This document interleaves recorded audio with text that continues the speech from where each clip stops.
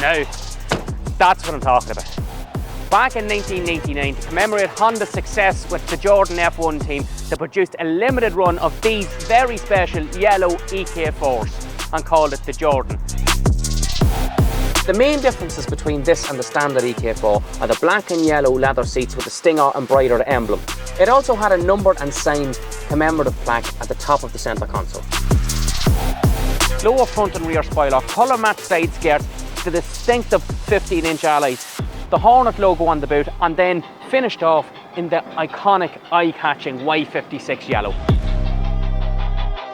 So if you would like to own a piece of Honda history, get yourself over to 𝗏𝗏𝗃𝗶𝘃competitions.com and get yourself a ticket for only $197.